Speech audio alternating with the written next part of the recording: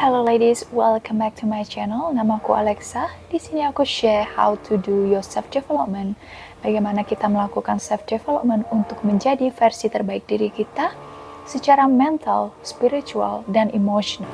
Jadi bahasan kita hari ini adalah tentang boundaries. Bagaimana cara kita mengkomunikasikan boundaries yang kita miliki dan berhenti untuk menjadi people pleaser.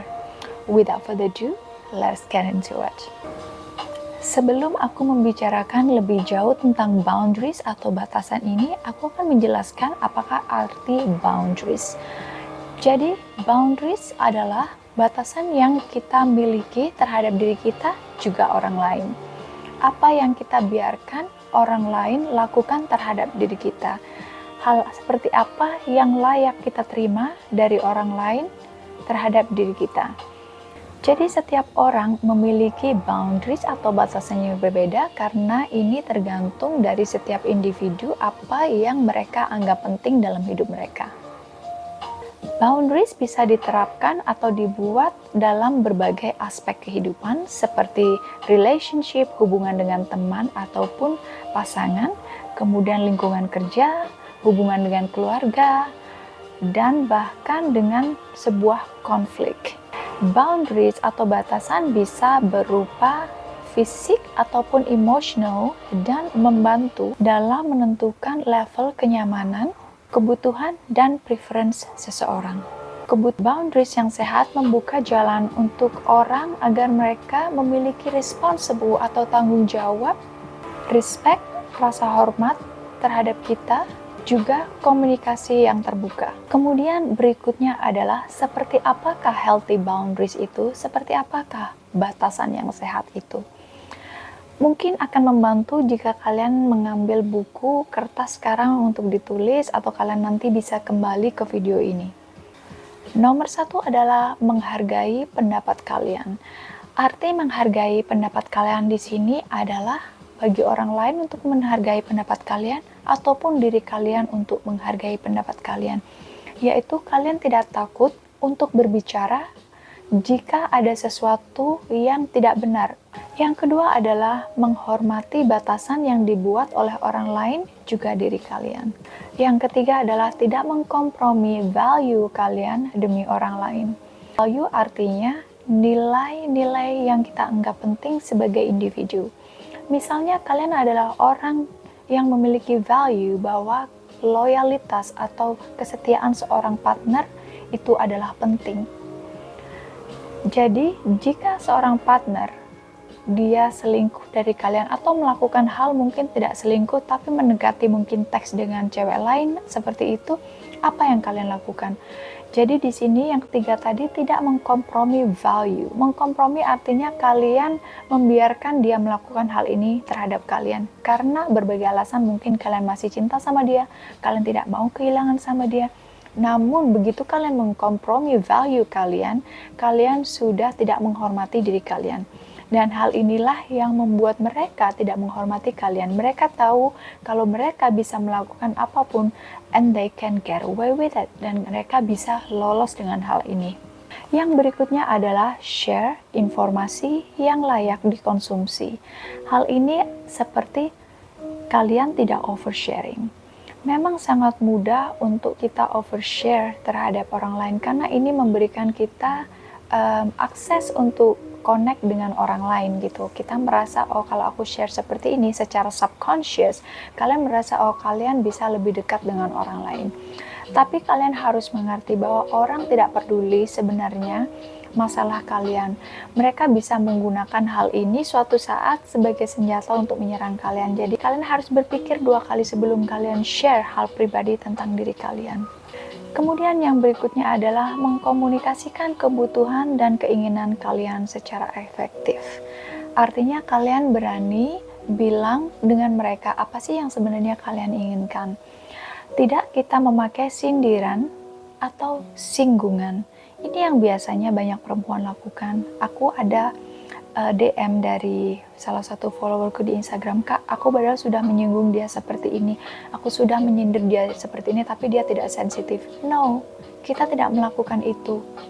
Kita adalah dewasa secara emosional. Jadi kita harus melakukan komunikasi secara sehat dan dewasa. Dan hal ini dilakukan dengan communicate, dengan berbicara dan komunikasi dengan kedua belah pihak, bukan dengan saling menyindir atau menyinggung. Jadi untuk kalian mampu menciptakan healthy relationship, salah satunya adalah communicate. Healthy relationship di sini yang aku maksud bukan hanya dengan pasangan, tapi relationship juga dengan diri kalian sendiri. Jadi jangan memendam sesuatu atau menggunakan cara toksik untuk mendapatkan apa yang kalian inginkan, atau berharap orang lain memahami apa yang ada di dalam kepala kalian. Yang berikutnya adalah kemampuan menerima kata tidak atau penolakan dari orang lain. Ini memang susah. Dulu waktu aku masih muda seperti ini gitu. Kita merasa sepertinya kalau kita ditolak bukan hanya dari sekedar, aku tidak membicarakan masalah hubungan romantis di sini, tapi dalam skala hal. Jadi saat kita ditolak, kita merasa seperti, oh apa yang kurang dengan diriku, kenapa dia tidak mau dengan aku, kenapa dia menolak aku. Ini karena ego kita yang mengaitkan diri kita dengan hal tersebut. Kita adalah orang yang valuable, kita bernilai tanpa kita harus membuktikan apapun kepada orang lain. Dan kalian perlu tahu bahwa nilai diri kita tidak tergantung dari pendapat, opini orang lain, dan persepsi orang lain tentang diri kita. Yang berikutnya adalah kemampuan untuk mengatakan tidak jika kalian ingin mengatakan tidak. Karena terkadang aku mengerti memang terkadang ada situasi yang agak sulit untuk mengatakan tidak. Sekalipun kalian sebenarnya ingin mengatakan tidak. Ini biasanya karena kalian tidak enak, mungkin takut tidak disukai atau takut kehilangan dan masih banyak hal lainnya. Jadi di saat kalian menyetujui sesuatu dan sebenarnya di dalam hati kalian ingin mengatakan tidak, kalian telah mengkhianati diri kalian. Dan itulah mengapa yang menyebabkan diri kalian disconnect dengan diri kalian, karena kalian tidak menjadi satu. Diri kalian merasa dia tidak diprioritaskan karena kalian lebih memilih orang lain. Jadi ini menyebabkan resentment. Resentment itu seperti rasa benci yang akan menumpuk dari hari ke hari jika kalian terus melakukan hal ini. Jadi kalian jika memang memiliki tendensi sebagai people pleaser, kalian bisa melakukan pelan-pelan, mungkin mengatakan say no, mengatakan tidak, atau menolak sesuatu dari yang hal paling kecil. Dan jangan terlalu overthinking. Over the days, over the time, nanti seiring berjalannya waktu, kalian akan merasa lebih baik tentang diri kalian. Kemudian yang berikutnya adalah kemampuan mendeteksi jika batasan kalian telah dilanggar. Jadi untuk mengetahui hal ini sebenarnya kita semua memiliki awareness jika batasan yang kita miliki dilanggar. Cuman kebanyakan dari kita mungkin 1, tidak enak untuk mengatakan, 2, takut, 3, takut kehilangan, dan banyak yang lainnya. Jadi kadang mungkin kita berpikir, oh jika aku melakukan hal ini, mengingatkan mereka kalau mereka melanggar boundariesku, mereka akan meninggalkan aku, mereka tidak akan menyukai aku, dan segala macam. Jadi kalian tidak harus takut untuk mengidentifikasi jika boundaries atau batasan kalian telah dilanggar. Ini yang membuat orang respect terhadap kalian. Iya betul, tidak semua orang akan menyukai hal ini. Tapi kalian akan menyingkirkan orang yang memang tidak respect kalian, dan kalian akan menarik orang yang respect kalian. Karena orang yang memiliki boundaries akan dikelilingi dengan orang yang sama. Sekarang setelah kalian mengetahui seperti apakah healthy boundaries itu, jadi batasan yang sehat itu seperti apa, sekarang kita akan membicarakan bagaimana cara menentukan atau membuat boundaries. Seperti yang aku bilang sebelumnya, jika kalian memang people pleaser, ini memang diperlukan waktu, kesabaran, dan courage, dorongan untuk membuat kalian bisa menerapkan hal ini. Mungkin kalian akan merasa bersalah di awal, tapi pada akhirnya kalian akan feel good tentang diri kalian karena kalian bisa memilih diri kalian. Dan I can assure you, saya bisa pastikan kalian pasti akan merasa lebih nyaman dan damai ketika kalian tidak harus berusaha menyenangkan orang lain. Kalian akan merasa lebih relax juga karena it doesn't matter because you are the priority in your life. Jadi cara set boundaries nomor 1 adalah mengidentifikasi perlakuan apa yang bisa kalian terima dan tidak terima dari orang lain. apa yang orang lain lakukan yang membuat kalian tidak nyaman. Jadi kalian harus tahu hal ini.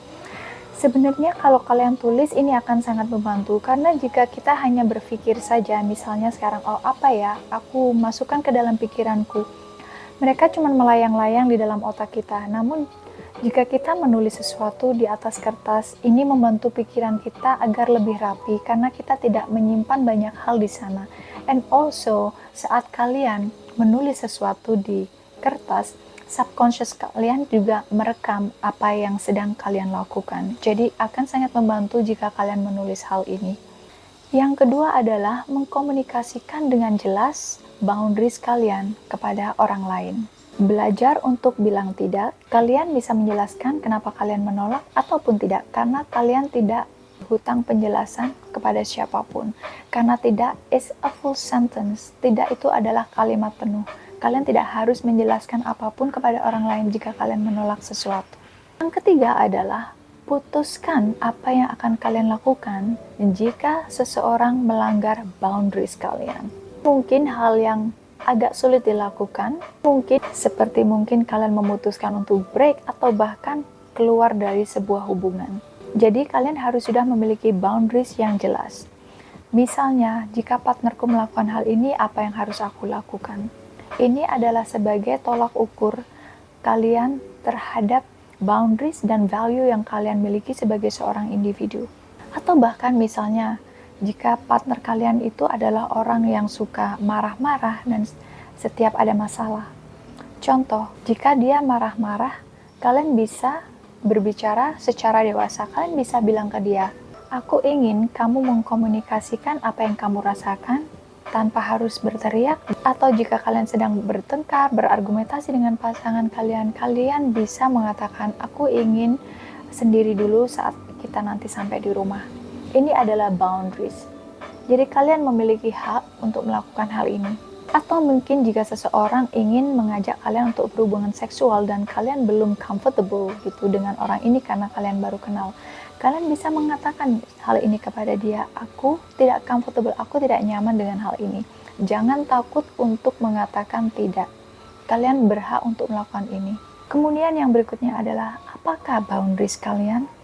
Satu, seperti hal apa yang kalian anggap penting. Kedua, batasan apa yang kalian miliki.